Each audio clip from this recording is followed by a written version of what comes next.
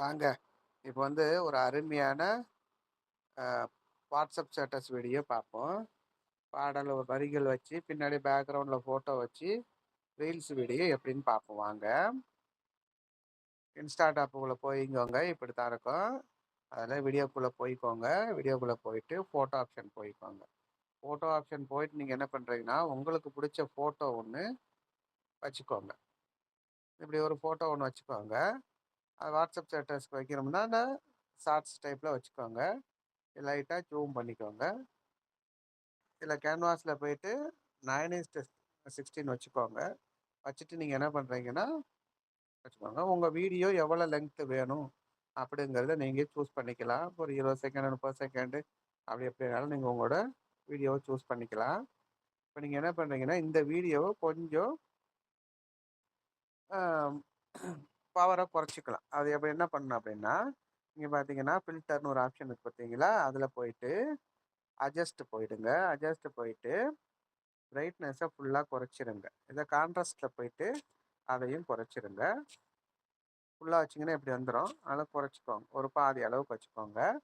வச்சுட்டு டிக் பண்ணிக்கோங்க. டிக் பண்ணிவிட்டு என்ன பண்ணுறீங்க அப்படின்னா, யூடியூப்பில் நீங்கள் என்ன பண்ணணும், யூடியூப்பில் போயிட்டு பிளாக் ஸ்க்ரீன் அப்படின்னு போட்டு எடுத்தீங்கன்னா பாடல் வரிகள் வரும்.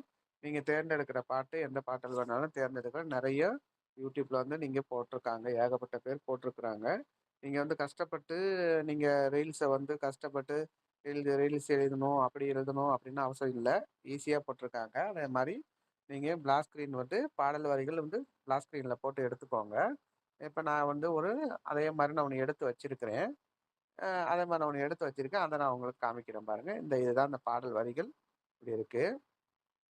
யூடியூப்பில் போய் நீங்கள் எப்படி டவுன்லோட் பண்ணுறதையும் நான் பிறகு சொல்கிறேன். இதில் வந்து பார்த்தீங்கன்னா பாடல் வரிகள் இதில் இருக்குது பார்த்தீங்களா, இதில் பாடல் வரிகள் இருக்கும். இதை என்ன பண்ணுறீங்கன்னா, ஃப்ளிப் ஆப்ஷன் போயிட்டு இதை எடுத்துக்கோங்க. எடுத்துகிட்டு என்ன பண்ணுறீங்கன்னா, இதில் பிளண்டிங்னு ஒரு ஆப்ஷன் இருக்கும். அப்படியே வந்தீங்கன்னா பிளண்டிங்னு ஒரு ஆப்ஷன் இருக்கும். இந்த பிளண்டிங்கை கொடுத்துட்டு கீழே ஸ்க்ரீன் கொடுத்துருங்க. ஸ்க்ரீன் கொடுத்துட்டு என்ன பண்ணீங்கன்னா, பாடல் வரிகள் வருதா, இது வந்து ஈஸியான ஒரு முறையில் நீங்கள் எடுத்துக்கலாம். இதை நீங்கள் ஜூம் பண்ணி பெருசாக வைக்கலாம், இல்லை திருப்பிக்கலாம், எப்படி வேணாலும் வச்சுக்கலாம். உங்களோட வாட்டம் தான். வச்சுக்கிட்டு நீங்கள் வச்சு பார்த்தீங்கன்னா அவ்வளோதான். இது ரொம்ப சிம்பிள் தான். இந்த பாடல் வரிகள் வந்து ஒரு ஃபோட்டோவில் ஒரு வாட்ஸ்அப் இமேஜ் ரெடி பண்ணுறது ரொம்ப சுலபமான ஒரு விஷயந்தான். அவ்வளோதான். இதில் வந்து நீங்கள் என்ன பண்ணுறீங்க, டிக் கொடுத்துக்கோங்க. டிக் கொடுத்தீங்க அப்படின்னா இந்த பாடல் ஓட ஓட இந்த பாடல்கள் வரும். இப்போ நான் பாடலுக்கு போட்டேன்னா காப்பிரைட் வந்துடும். அதனால் அந்த பாடல்கள் ஓட்டி காமிக்கல. வேணா இப்படி வந்து உங்களுக்கு பாடல் வரிகள் வந்துடும்.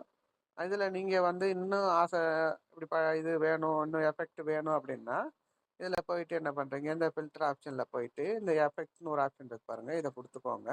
இதில் ஏஐ எஃபெக்ட்னு இருக்கும். இதில் போயிட்டு இதில் ஏகப்பட்ட எஃபெக்ட் இதில் இருக்குது. இதில் பார்த்தீங்கன்னா ஏகப்பட்ட எஃபெக்ட் இருக்கும். இதை வந்து உங்களுக்கு எவ்வளோ தேவைமோ அவ்வளோ தூரம் ட்ராக் பண்ணிக்கோங்க. எனக்கு என்ன நான் சும்மா உங்களுக்காக இவ்வளோ தூரம் வச்சு காமிக்கிறேன். இவ்வளோதான். இப்போ இந்த இடத்துல நீங்கள் வச்சிங்கன்னா அப்படின்னா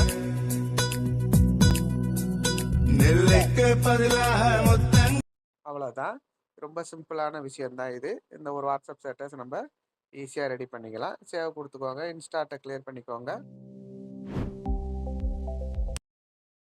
அவ்வளோதான். பாருங்க, அருமையான ஸ்டேட்டஸ் வீடியோ ரெடி ஆகிட்டு நீங்கள் மேலே எக்ஸ்போர்ட் பண்ணிக்கோங்க. அவ்வளோதான். ரொம்ப சிம்பிள் தான்.